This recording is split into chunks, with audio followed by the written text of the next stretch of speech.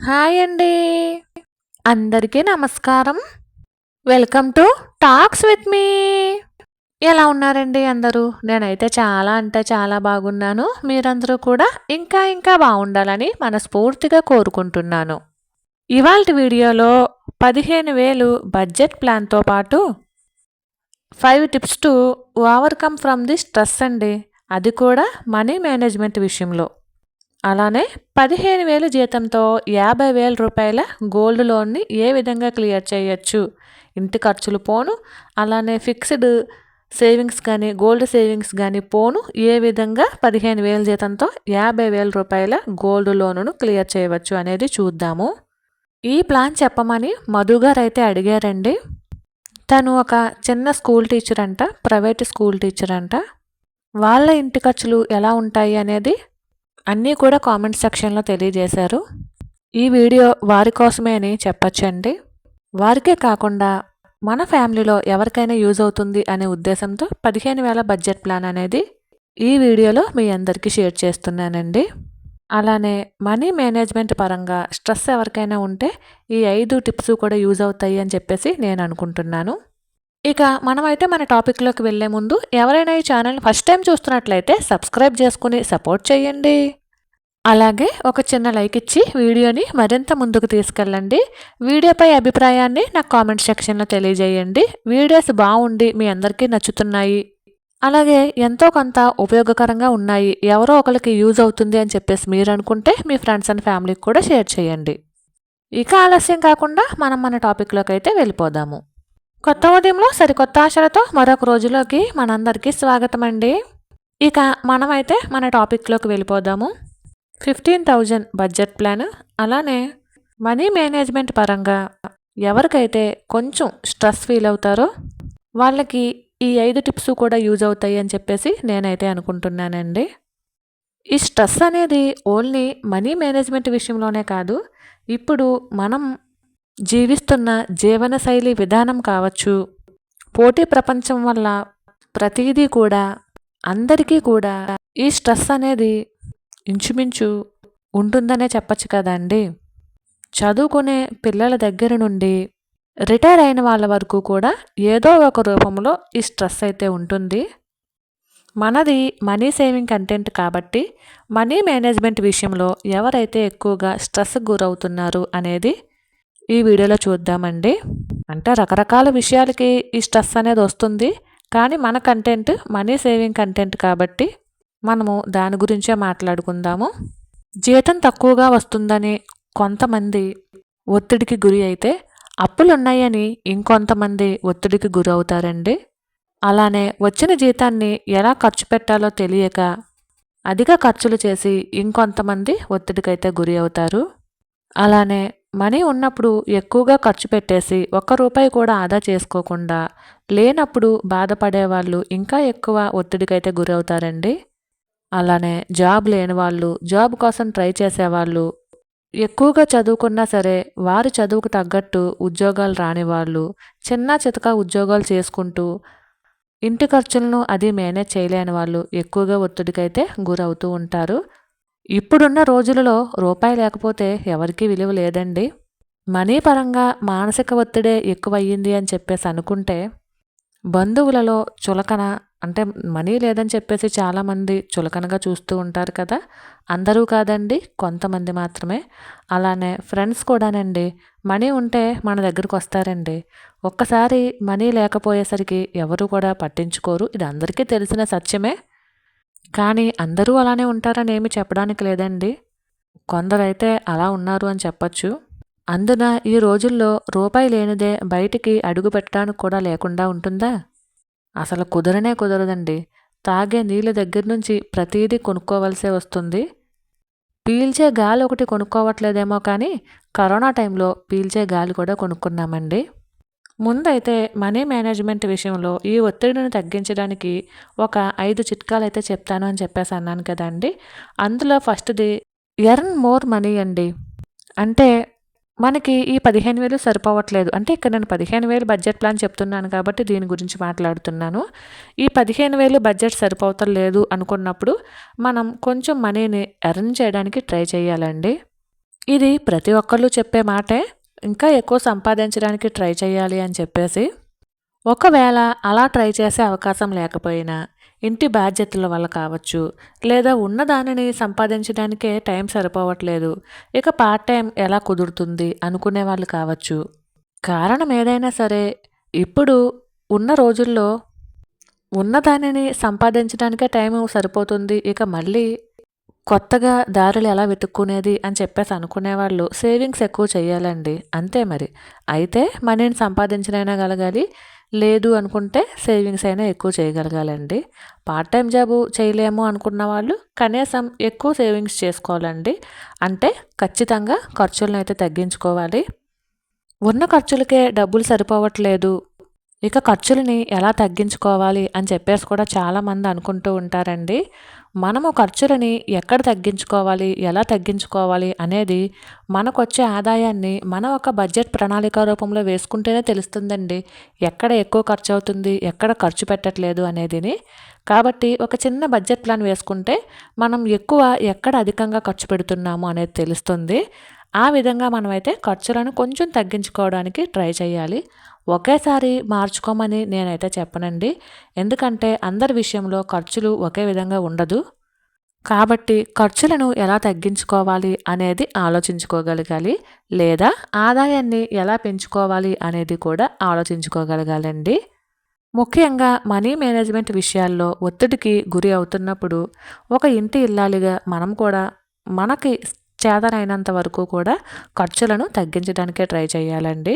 ఉదాహరణకి మన కిచెన్లో మనము చిన్న చిన్న పనులు చేసుకుంటూ మనీ ఖర్చునైతే కొంచెం తగ్గించవచ్చండి. అంటే ఉదాహరణకు చెప్తున్నానండి. ఇప్పుడు ఈ కారపొడి కానీ, మసాలా పొడులు, నెయ్యి, అలానే ఇడ్లీ పిండి చేసుకోవటం, దోస పిండి చేసుకోవటం, అలానే కందిపొడి, ధనియాల పొడి, జీలకర్ర పొడి ఇలా ఇవన్నీ ఉంటూ ఉంటాయి కదండీ. అల్లం వెల్లుల్లిపాయ పేస్టు ఇలాంటివన్నీ కూడా బయట కొనకుండా కాస్త టైం వెచ్చించి ఇంట్లోనే మనమే తయారు చేసుకుంటే ఆరోగ్యానికి ఆరోగ్యము ఉంటుంది. అలానే కిచెన్లో మనకి 20% ఖర్చు అయితే తగ్గుతుంది అనేది నా అభిప్రాయం అండి. అలానే చిన్న చిన్న ట్యూషన్స్ తీయడం కానీ ఒకవేళ చదువుకుని ఉంటేనండి, అలానే కరెంటు బిల్లు తగ్గించుకోవటం, ఇలాంటి చిన్న చిన్న టిప్స్ ట్రై చేసి కిచెన్లో అయితే 20% వరకు కూడా మనము ఆదా చేయొచ్చండి. ఇంకా వీలు ఉన్న వాళ్ళు ఈ కారప్పొడి, మసాలా పొడి, నువ్వుల పొడి, నెయ్యి, ధనియాల పొడి, జీలకర్ర పొడి ఇవన్నీ కూడా మనం ఇంట్లో నీట్గా చేసి మన చుట్టుపక్కల వారికి సేల్ కూడా చేయొచ్చు. ఆ విధంగా కూడా మనం మనీని కొద్దో గొప్ప ఎర్న్ చేయొచ్చండి. ఎర్న్ చేయడంతో పాటు మన వాళ్ళకి ఈ మనీ మేనేజ్మెంట్లో ఉండే ఒత్తిడిని కూడా కాస్త తగ్గించిన వాళ్ళం అవుతాము.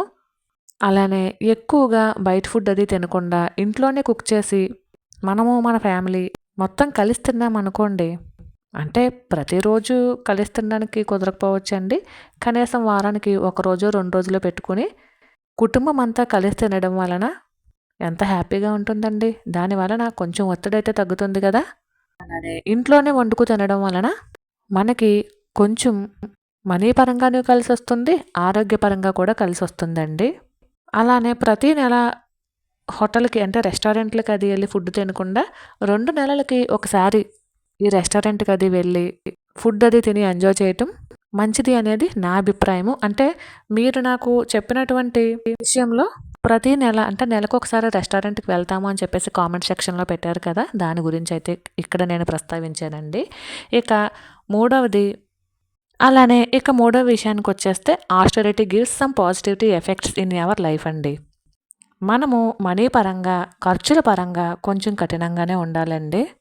అలా ఉన్నప్పుడే మనీ మేనేజ్మెంట్ విషయంలో మనము ఖచ్చితంగా ఉండగలుగుతామన్నమాట. అలాగే కాస్తో కూస్తో పెట్రోల్ ఖర్చులను కూడా తగ్గించుకోవచ్చండి. ఒకవేళ మీరు వర్క్ చేసేటటువంటి స్కూలు మీకు దగ్గరగా గాని ఉంటే కొంచెం పెట్రోల్ ఖర్చులను తగ్గించుకుని నడిచి వెళ్ళొచ్చండి.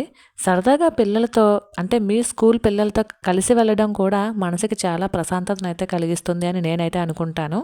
ఎందుకంటే నేను ట్యూషన్స్ చెప్పేటప్పుడు సరదాగా పిల్లలతో ట్యూషన్ వరకు నడిచి వెళ్ళడం అనేది ఒక విధమైనటువంటి హ్యాపీనెస్‌ని ఇస్తుందండి. అది నా పర్సనల్ ఎక్స్‌పీరియన్స్ అనే చెప్పొచ్చు. లేదు స్కూల్ కొంచెం దూరం అనుకున్నప్పుడు కనీసం వారానికి ఒక్క రోజైనా సరే బస్ మీద వెళ్ళడానికి ట్రై చేయండి. ఆ రోజు పెట్రోల్ మనీ అయితే మిగులుతుంది అనేది ఇక్కడ నా అభిప్రాయము. లేదు స్కూల్ వరకు కంపల్సరీ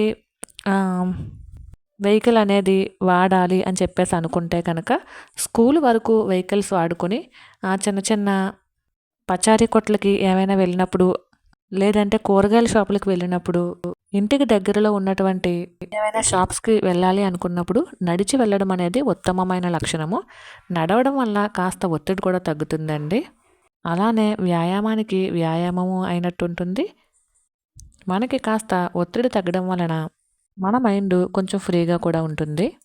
ముఖ్యంగా ఈ స్ట్రెస్ అనేది దూరంగా ఉండడానికి ఎక్కువగా మన కుటుంబానికి మనం దగ్గరగా ఉండాలండి. ఎందుకంటే మన మానసిక పరిస్థితి సరిగ్గా లేనప్పుడు, ఎక్కువగా ఒత్తిడిలో ఉన్నప్పుడు, హెల్త్ పరంగా ఇబ్బంది పడుతున్నప్పుడు, ఆర్థికంగా ఇబ్బంది పడుతున్నప్పుడు మనకి మన కుటుంబం ఇచ్చేటటువంటి భరోసా ఇంకెవరూ ఇవ్వలేరు. కాబట్టి మనము మన ఫ్యామిలీతో ఎంత దగ్గరగా ఉండగలమో అంత దగ్గరగా ఉండి మన ఒత్తిడి నుండి దూరంగా జరగచ్చండి. అలాగే పిల్లలతో చక్కగా ఆడుకోవడం వలన కూడా మనం ఒత్తిడిని అయితే జయించవచ్చు. అలానే ఇంప్రూవ్మెంట్ ఆఫ్ స్కిల్స్ అండి. మనం మనకు వచ్చినటువంటి విద్యని 10 మందితో పంచడంతో పాటు ఇంకా ఎలా ఇంప్రూవ్మెంట్ అవ్వాలి. ఇప్పుడు ఉదాహరణకి నర్సరీకే చెప్తున్నారు అనుకుందాము. నర్సరీకి చెప్తున్నట్లయితే 1 to 5th క్లాస్కి ఏ విధంగా చెప్పాలి స్టడీస్ అనేవి, లేదా హై స్కూల్లో కనుక చెప్తున్నట్లయితే ఏదైనా ఒక సబ్జెక్ట్ అంటే తెలుగు టీచర్ కావచ్చు, హిందీ, ఇంగ్లీష్, మ్యాథ్స్ ఇట్లా ఏదైనా ఒక టీచర్ కనుక అయితే దానిని ఎలా ఇంప్రూవ్ చేసుకోవాలి, ఇంకా పై క్లాసెస్కి ఎలా చెప్పగలుగుతాము అనేది నేను మీకేమీ చెప్పనవసరం లేదండి. ఎందుకంటే మీరు కూడా ఒక టీచరే కాబట్టి మనకు వచ్చినటువంటి స్కిల్స్ని మనము ఇంకా ఇంప్రూవ్ కనుక చేసుకున్నట్లయితే మనకి ఇంకాస్త ఎదగడానికి అవకాశం ఉంటుంది. ఇది నేను ప్రత్యేకించి మీకైతే చెప్పనవసరం లేదని అనుకుంటున్నాను. అలానే ఉన్న దానితో ఆనందాన్ని ఇచ్చేదానికోసం మనమైతే ప్రయత్నించాలండి. అంటే చిన్న చిన్న ట్రిప్స్కి వెళ్ళటం, మనకి అంటే మన శాలరీకి తగ్గట్టు, మన ఆదాయానికి తగ్గట్టు చిన్న చిన్న ట్రిప్స్కి కానీ టెంపుల్స్కి కానీ వెళ్ళటం, లేదంటే కొంతమందికి కొన్ని రకాల వస్తువులను సేకరించడం అలవాటు ఉంటుంది కదండి. అంటే నేను ఇక్కడైతే ఉదాహరణకి మొక్కల గురించి చెప్తాను. చాలామందికి మొక్కలను పెంచడం ఒక హ్యాబిట్తో పాటు రకరకాల మొక్కలని సేకరించడం అలవాటు ఉంటుంది. దాని వలన తెలియని ఒక హ్యాపీనెస్ ఉంటుందండి. దాని వలన ఒత్తిడిని కూడా జయించవచ్చు. ఇక్కడ నేను మొక్కలు అనేది ఉదాహరణగా తీసుకున్నానండి. కొంచెం మందికి కుక్ చేయడం ఇష్టం ఉంటుంది. కొంచెం మందికి పాటలు పాడడం, పాటలు వినడం, డ్యాన్స్ చేయడం, యోగా చేయడం, ఎక్సర్సైజ్ చేయటం, లేదా కుటుంబంతో కలిసి మాట్లాడుతూ హ్యాపీగా ఉండటం, లేదా చుట్టుపక్కల వాళ్ళతో మంచిగా ఉండటం, ఇలా ఒక్కొక్క దానికి ఒక్కొక్క హ్యాపీనెస్ ఉంటుంది కదా. దాని వలన కూడా స్ట్రెస్ అయితే తగ్గుతుందండి. ఒత్తిళ్ళు అనేవి ఈ రోజుల్లో చాలా సహజమైపోయాయి. టెన్షన్లు కానీ, ఒత్తిళ్ళు కానీ ఆల్మోస్ట్ ఇవన్నీ కూడా చిన్నపిల్లల నుండి పెద్దవాళ్ళ వరకు కూడా సహజమనే చెప్పచ్చు ఈ రోజుల్లో అయితేనే. కానీ మనం స్ట్రెస్ ఫీల్ అయ్యామని చెప్పేసి మనం ఇబ్బంది పడుతూ మన కుటుంబాన్ని అయితే ఇబ్బంది పెట్టకూడదనేది నా అభిప్రాయం అండి. ఇక 5వ విషయానికి వచ్చేస్తే బడ్జెట్ ప్లాన్ అండి. మనము మనకు వచ్చినటువంటి శాలరీతోనే ఏ విధంగా బడ్జెట్ వేసుకుంటే మనకి ఎక్కడ ఎంత ఖర్చు అవుతుంది అనే విషయం ఖచ్చితంగా తెలుస్తుంది కదా. అలానే ఈ 15,000 బడ్జెట్ ప్లాన్తో పాటు 50,000 రూపాయల గోల్డ్ లోన్ని ఎలా క్లియర్ చేసుకోవాలో కూడా ఇప్పుడు చూద్దాము. వీడియో కనుక లెంత్ అనిపిస్తున్నట్లయితే ఫాస్ట్ ఫార్వర్డ్లో పెట్టుకుని చూడండి. అప్పుడే మీకైతే అర్థమవుతుందండి. వీడియో కంప్లీట్గా చూడకుండా అయితే మీకు అర్థం కాదు. ఎందుకంటే ఇందులో మనం 2 టాపిక్స్ డిస్కషన్ చేయడం వలన వీడియో కొంచెం లెంత్ అయ్యింది. ఒకటేమొచ్చేసి స్ట్రెస్ గురించి మనీ పరంగా, రెండవది ఏమొచ్చేసి బడ్జెట్ ప్లాన్ అండి 15,000కి. ఇక మీరు కామెంట్ చేసిన దాంట్లో ఫుడ్ ఫర్ అదర్స్ 100 రూపాయలు అని చెప్పి రాశారు. ఇది చూడగానే నేనైతే చాలా హ్యాపీ ఫీల్ అయ్యానండి. దానికి మీకు ఒక నమస్కారము. ఎందుకంటే ఈ పరుగుల జీవితంలో పక్క వాళ్ళ గురించి ఆలోచించడానికి ఎవరికీ టైం ఉండట్లేదు. అలానే ఎంత ఎక్కువ సంపాదించినప్పటికీ కూడా దానగుణం కూడా కలిగి ఉండాలి అనేది నాకైతే ఫుడ్ ఫర్ అదర్స్ అని చెప్పేసి 100 రూపీస్ రాసినప్పుడు అది చూడగానే చాలా హ్యాపీ ఫీల్ అయ్యానండి. ఇక మీకు రెంట్ లేదన్నారు, బహుశా ఓన్ హౌసే అనుకుంటున్నాను. అలానే కిరాణా సరుకులకి 2,500, పాలకి 800, కరెంటు బిల్లు 800, కేబుల్కి 300, కూరగాయలకి 800, పెట్రోల్కి 1,450 రూపాయలు, ఫ్రూట్స్కి 500, ప్రతి నెల రెస్టారెంట్కి 500, గ్యాస్కి 500, ఫిక్స్డ్ సేవింగ్స్ 500, జ్యువెలరీకి 1000 రూపాయలు, ఎక్స్ట్రా ఖర్చులకి 500, షాపింగ్కి 500, స్కూల్ ఫీజు 1000 రూపాయలు, స్నాక్స్ 500 రాశారండి. నిజానికి మీరు అద్భుతంగా బడ్జెట్ ప్లాన్ వేసుకున్నారనే చెప్పొచ్చండి. ఎందుకంటే మీరు సేవింగ్స్ ఆల్రెడీ ఇందులోనే చేస్తున్నారండి. ఫిక్స్డ్ సేవింగ్స్ అని చెప్పేసి రాశారు కదా 500. అలానే జ్యువెలరీ అంటే నేను గోల్డ్ స్కీమ్ లేదా గోల్డ్ కొనుక్కోవటానికి అని చెప్పేసి అనుకుంటున్నాను. దానికి ఒక 1000 రూపాయలు రాశారు కదండి. నిజానికి మీ బడ్జెట్ ప్లాన్ ఆల్రెడీ సేవింగ్స్ ఉన్నాయి. ఇంకా ఎక్కడ సేవ్ చేయాలి అంటే రెస్టారెంట్కి 500 రాశారు కదండి. ప్రతి నెల కాకుండా 2 నెలలకు ఒకసారి వెళ్ళటానికి ట్రై చేయండి. అలానే షాపింగ్కి 500 రాశారు. ఇది కూడా ప్రతి నెల కాకుండా 2 నెలలకి ఒకసారి షాపింగ్కి వెళ్ళేటట్టు చూసుకోండి. అసలు నేనైతే షాపింగ్ మొత్తానికి బంద్ చేయమనే చెప్తానండి. కానీ ఒకేసారి అలవాట్లను మార్చుకోలేము కాబట్టి కొంచెం గ్యాప్ ఇచ్చి అలవాట్లు మార్చుకునేంత వరకు అయినా సరే 2 నెలలకు ఒకసారో 3 నెలలకు ఒకసారో ఈ షాపింగ్ కానీ రెస్టారెంట్లకు కానీ ప్లాన్ చేయండి. ఎందుకంటే ఇలాంటి చిన్న చిన్న వినోదాలు కూడా లేకపోతే స్ట్రెస్ ఇంకా ఎక్కువనే అవుతుందనే చెప్పచ్చు. ఇక మిగిలిన బ్యాలెన్స్ 2250 రూపాయలండి. ఈ రెస్టారెంట్కి 2 నెలలకు ఒకసారి ప్లాన్ చేయమన్నాను కదా, అక్కడ ఒక 250 తీస్తే 3000 అండి. ఇక ఈ 3000తో గోల్డ్ లోను ఎలా క్లియర్ చేయొచ్చో ఇప్పుడు ఒక ఐడియా రూపంలో మీతో షేర్ చేస్తాను. నచ్చితే ఫాలో అవ్వండి, లేదంటే వదిలేసేయండి. ఇవన్నీ కూడా చిన్న చిన్న ఐడియాస్ మాత్రమేనండి. మీ అవైలబిలిటీని బట్టి ఫాలో అయితే ఫాలో అవ్వచ్చు, లేదంటే వదిలేసేయండి. ఇక గోల్డ్ లోన్ విషయానికి వచ్చేస్తే 50,000 అన్నారు కదండి. బ్యాంక్లో పెట్టాను అన్నారు. నాకు తెలిసి బ్యాంకులో వడ్డీ 75 పైసా కానీ 80 పైసా కానీ ఉంటుందండి. ఇక 50,000కి వడ్డీ 1 ఇయర్కి గాను 75 పైసా చొప్పున 4,500 అయితే అవుతుంది. దానిని డివైడ్ చేస్తే 12 నెలలకి ప్రతి నెలకి కూడా 375 రూపాయలు అయితే అవుతుందండి. మీరు కనుక ప్రతి నెల వడ్డీ కనుక జమ చేస్తున్నట్లయితే అసలు కొంచెం ఈజీగా తీర్చచ్చండి. అంటే మీరు ఆల్రెడీ ఇక్కడ సేవింగ్స్లో ఫిక్స్డ్ సేవింగ్స్, జ్యువెలరీ సేవింగ్స్ అని చెప్పి రాశారు కాబట్టి నేను ఇంకా ఒకేసారి ఈ గోల్డ్ లోన్ క్లియర్ చేయడానికే చెప్తున్నానండి. మీకు కనుక ఎవరైనా తెలిసిన వాళ్ళు మంచి వాళ్ళు ఉన్నట్లయితే మంచిగా చీటీ వేసుకోండి. చీటీ వేసుకుంటే 10 నెలలకే మనం 30,000 అయితే గోల్డ్ లోన్ క్లియర్ చేయొచ్చు. నెలకు వచ్చేసి 3,000 కట్టాలండి. అంటే 3,000 పూర్తిగా కట్టనవసరం లేదు, పాట బట్టి కడుతూ ఉండాలి. లేదు మాకు చీటీ తెలియదు అని చెప్పేసి అనుకున్నారనుకోండి, పోస్ట్ ఆఫీస్లో పే చేసుకోవచ్చు. ప్రతి నెల 3,000 పోస్ట్ ఆఫీస్లో అయితే వడ్డీ కూడా వస్తుందండి. లేదా బ్యాంక్లో ఆర్డీలో మీరు జమ చేసుకోవచ్చు. అలా కూడా మీరు ట్రై చేయొచ్చండి గోల్డ్ లోన్ కట్టడం కోసం. లేదా మీకు కనుక పర్సనల్ లోను వస్తుంది అనుకుంటే పర్సనల్ లోన్ తీసుకుని కూడా గోల్డ్ లోన్ క్లియర్ చేయొచ్చు. ప్రతి నెల కూడా 3,000 చీటీ కనుక వేసుకున్నట్లయితే మనకి 10 నెలలకి 30,000 అవుతుందండి. మనకప్పుడు అసలు 50,000 కదండి. 10 నెలల తర్వాత 30,000 అసలు కట్టేస్తాము. ప్రతి నెల వడ్డీ కూడా 375 పే చేసేస్తూ ఉంటామండి. 10 నెలలకు గాను మనకి వడ్డీ ప్లస్ అసలు 30,000 అయితే తీరిపోతుంది. ఇంకొక 20,000 ఉంటుంది కదండి. 10 నెలల తర్వాత 20,000 ప్లస్ వడ్డీ కట్టాల్సి ఉంటుంది గోల్డ్ లోన్కి. 20,000 కాబట్టి నెలకి 375 అయితే ఉండదు కదా, కొంచెం తగ్గుతుంది. నాకు తెలిసి ఒక 150, 160 రూపాయలు అవుతుందేమో. అలా ప్రతి నెల వడ్డీ పే చేసేసినట్లయితే ఇంకొక 10 నెలల తర్వాత 20,000 అసలు కూడా కట్టేయచ్చండి. అప్పుడు ఆ 3,000ని కొంచెం కఠినంగానే ఉంటూ ఆ 3,000ని అలానే సేవ్ చేయాలి అని చెప్పేసి అనుకుని ఆ 3,000ని ఖచ్చితంగా మీరైతే కనుక ఒక క్రమ పద్ధతిలో పెట్టుబడి కనుక పెట్టినట్లయితే మీకు చక్కగా మీరు పెట్టినటువంటి మనీకి ఇంట్రెస్ట్ వస్తుంది. అలానే మీరు ఇంకా ఎక్కువగా సేవ్ చేసినట్లు కూడా అవుతుందండి. ఇప్పుడు ఉదాహరణకి 10 నెలల తర్వాత 3,000 ఏం కట్టనవసరం లేదు కదండి. 2,000 కట్టాలి చీటీకి.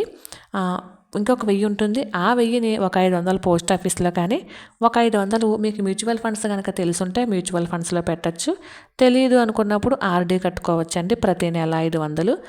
ఇలా కనుక ఈ 20,000 తీరేంత వరకు ఈ 1,000 రూపాయలని ఎలా ఇన్వెస్ట్ చేస్తూ ఉంటే ఇటు పోస్ట్ ఆఫీస్ నుండి ఆర్డీ నుండి కూడా కాస్త ఇంట్రెస్ట్ అయితే పెరుగుతుంది. ఈ 10 నెలల తర్వాత ఈ 20,000 కూడా మీరు అసలు ప్లస్ వడ్డీ కట్టేస్తే కనుక ఆ 3,000ని కూడా మీరు చక్కగా ఇన్వెస్ట్మెంట్ చేసుకోవచ్చు. 1000 రూపాయలు చొప్పున ఇన్వెస్ట్మెంట్ చేసుకోవచ్చు అండి. 1000 రూపాయలు పోస్ట్ ఆఫీస్లో పే చేసుకోవచ్చు, 1000 రూపాయలు మ్యూచువల్ ఫండ్స్లో పే చేసుకోవచ్చు, 1000 రూపాయలు ఆర్డీ కట్టుకోవచ్చు.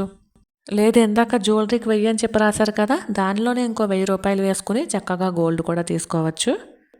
లేదంటే మీరు చక్కగా సుకన్య సమృద్ధి పథకం కూడా కట్టుకోవచ్చండి చిన్నపిల్లలు అయితే కనుక.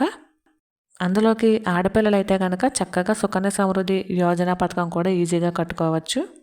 ఇవన్నీ కాకుండా హుండీ సేవింగ్స్ ట్రై చేయొచ్చు, క్యాలెండర్ సేవింగ్స్ ట్రై చేయొచ్చు, కాయిన్స్ సేవింగ్స్ ట్రై చేయొచ్చు.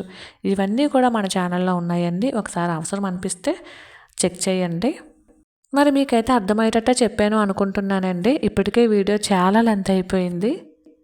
మరైతే ఇదేనండి వాళ్ళ వీడియో. ఈ వీడియో కనుక మీకు నచ్చినట్లయితే please like, share and subscribe. మరైతే మరొక వీడియోతో మళ్ళీ కలుసుకుంటానండి. అంతవరకు ఉంటాను.